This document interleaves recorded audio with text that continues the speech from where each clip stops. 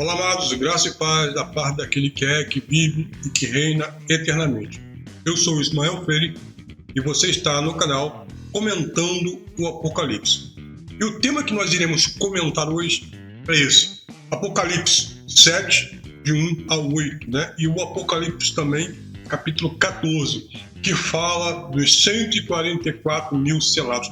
Quem são esses 144 mil selados? Será que é uma denominação ocidental que, num suposto fim do mundo, vai se reerguer para pregar o evangelho no mundo?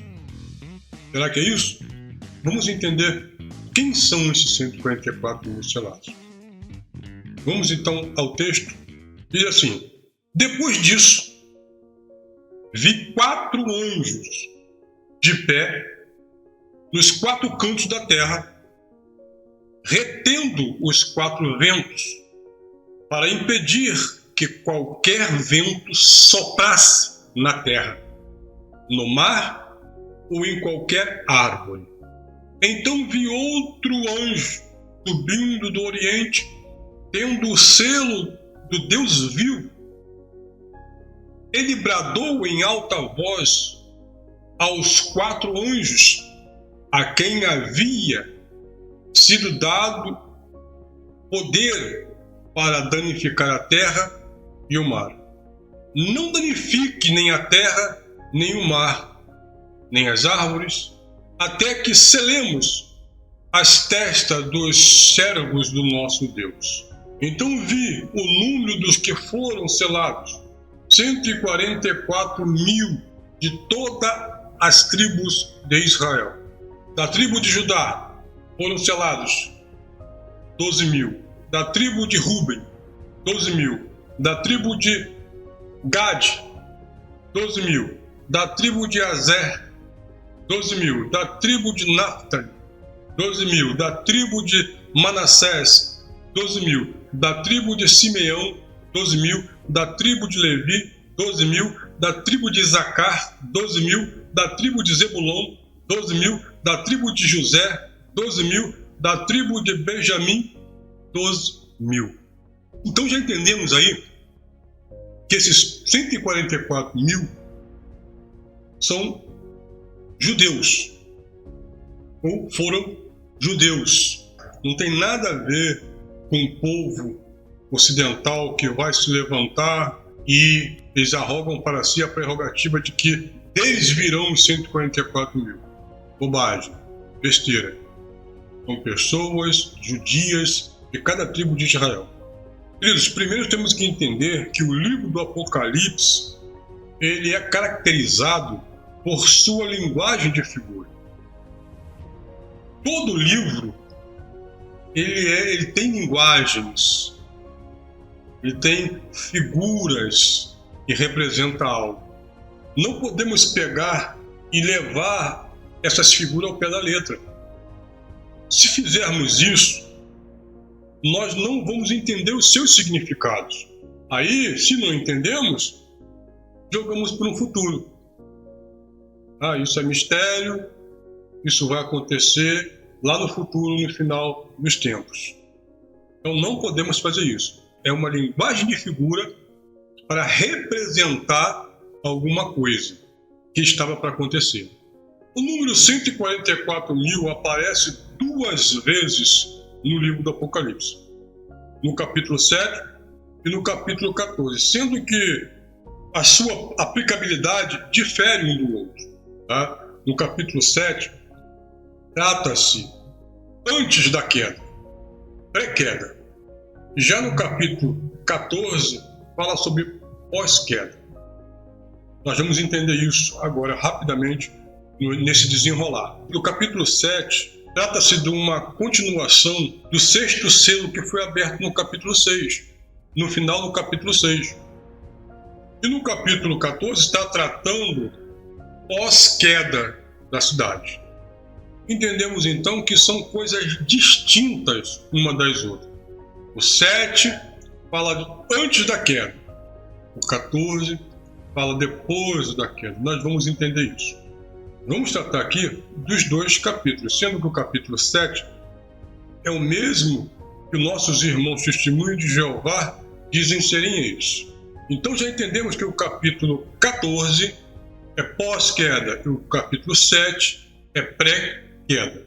Bom, entendendo que esse número 144 mil não é literal, podemos dizer que é uma figura de linguagem que dimensiona em qualidade totalitária todos os judeus que se salvaram, que foram salvos da destruição de Jerusalém no ano 70. Todos aqueles que ouviram a palavra de Jesus em Mateus 24, versículo 15, Jesus diz para sair da cidade quando começarem os rumores de guerra, para abandonar a cidade. Todos aqueles que saíram, ouviram, deram crédito a essa palavra, foram salvos. Esse foi o discurso que Jesus falou em Mateus 24. Essa foi uma orientação que Jesus deu àqueles que lhe ouviam, a não permanecerem na cidade quando ela fosse invadida, atacada pelos romanos. Assim, quando vocês virem o sacrilégio terrível do qual falou o profeta Daniel no lugar santo, quem ler entenda. Então, os que estiverem na Judéia, fuja para os montes. Preste atenção numa coisa. Se esse evento que está aqui fosse um evento do fim do mundo, o que adiantaria fugir para os montes? O mundo iria acabar de qualquer jeito, ia acabar na cidade e acabar no monte. O mundo iria acabar. Então isso não tem nada a ver com o fim do mundo. Vamos lá. Quem estiver no telhado de sua casa, não desça para tirar dela coisa alguma. Quem estiver no campo, não volte para pegar seu manto. Então o que Jesus está dizendo aqui? Quando a cidade for cercada, quando você vê movimento de guerra, fuja, sai para o monte. Quem estiver fora, não entre. Quem estiver dentro, saia. Esse foi o conselho. Esta foi a orientação que Jesus deu aos que lhe ouviam naquela situação. Todos aqueles que ouviram essa palavra e conseguiram escapar da destruição de Jerusalém, que houve, eram os que foram selados para a salvação de suas vidas. Quando eles perceberam a grande tribulação que estava ocorrendo naqueles dias, eles correram, fugiram para o monte, escaparam da Judéia, saíram de Jerusalém e foram para o deserto. Eles viviam naquela época uma tribulação. Eles estavam vivendo naquela época um tempo de tribulação. Pedro fala isso. Pedro fala isso, que eles estavam vivendo, todos os irmãos daquele mundo que eles viviam ali, estavam em tribulação. 1 Pedro 5,9. Resistam-lhe, permanecendo firme na fé, sabendo que os irmãos que vocês têm em todo o mundo estão passando. Presta atenção, não irá passar, estão passando, naquela época, estavam passando pela mesma tribulação. A tribulação, ela pegou toda a Judéia. A tribulação pegou toda Israel. E todos os judeus estavam passando pela tribulação. E ele diz, aqui, Pedro fala, né, que os seus adversários estão ao seu derredor, mas resistam-lhe, permanecendo firmes na fé, sabendo que os irmãos que vocês têm em todo o mundo, que mundo é esse? Em todo o planeta? Não, naquele mundo habitado, sabe, naquele ecumene, naquele mundo habitado, né, que estão passando pelas mesmas tribulações.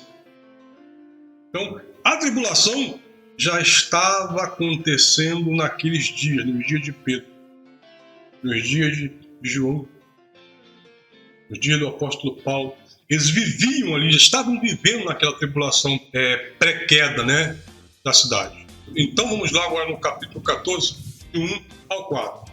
Então olhei adiante de mim, estava o Cordeiro, em pé sobre o monte Sião, e com ele 144.000, que traziam escrito nas testas o nome dele e de seu pai. Então, já foram selados, já estavam no Monte Sião, já estava com o Cordeiro, já estava com Jesus, já estava salvo no Monte Sião. Ouvi um som do céu, como de muitas águas e de um forte trovão.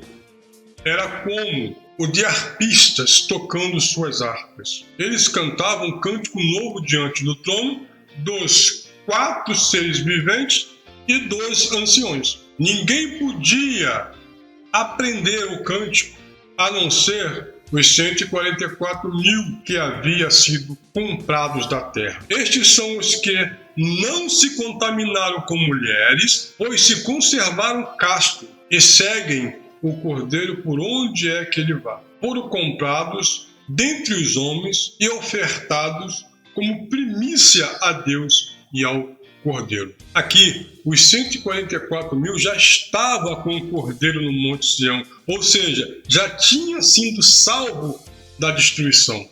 Aqui já tem uma narrativa pós-queda de Jerusalém. Veja que o texto diz que eles foram os primeiros comprados para Deus e o Cordeiro. Foram os primeiros a conseguir escapar daquela tribulação. Eles foram bem-aventurados. Por quê? Porque ouviram a palavra de Jesus de Nazaré.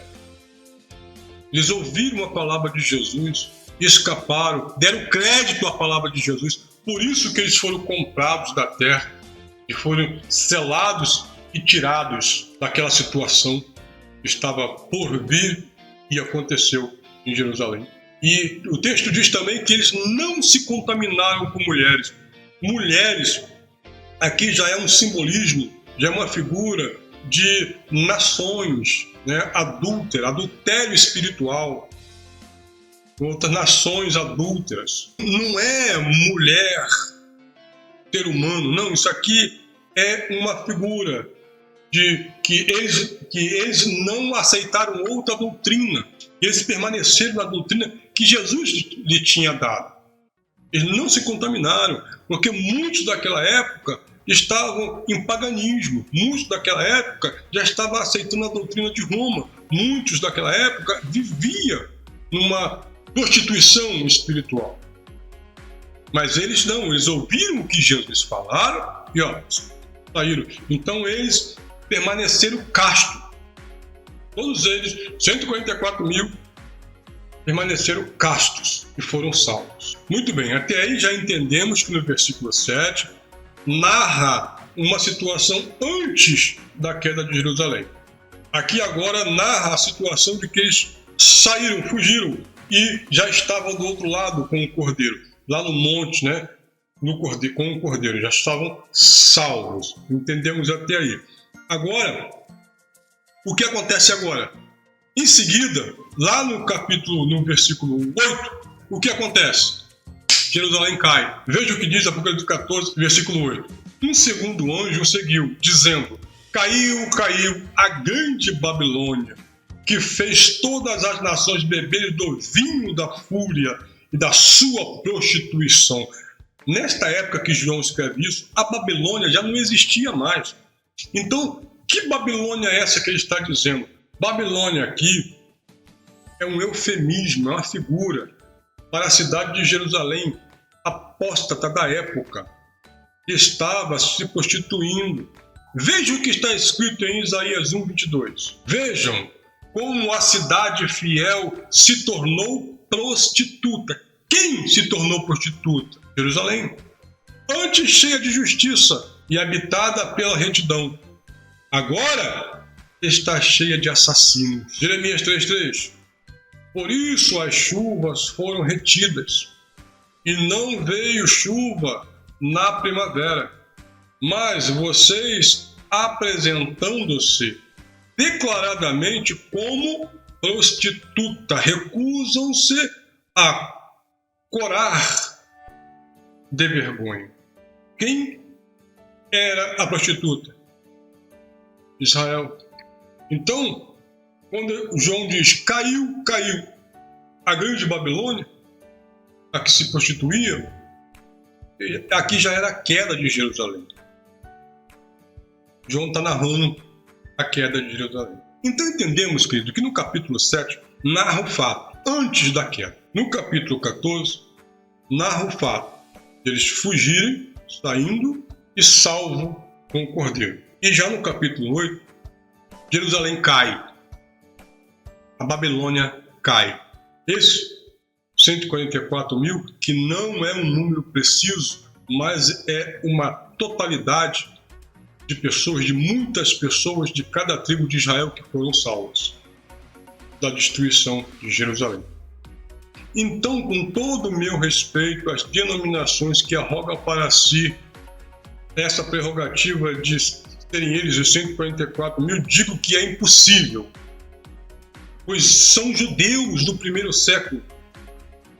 Denominação religiosa nenhuma do ocidental faz parte das 12 tribos de Israel. Jamais pertencerão os 144 mil num suposto fim do mundo. Então, quem são os 144 mil? São uma quantidade enorme de judeus de cada tribo de Israel que foram salvos no dia da destruição, do acerto de contas que Deus tinha com Israel, chamado o Dia do Senhor, o Dia da Vingança do Senhor. Graça e paz.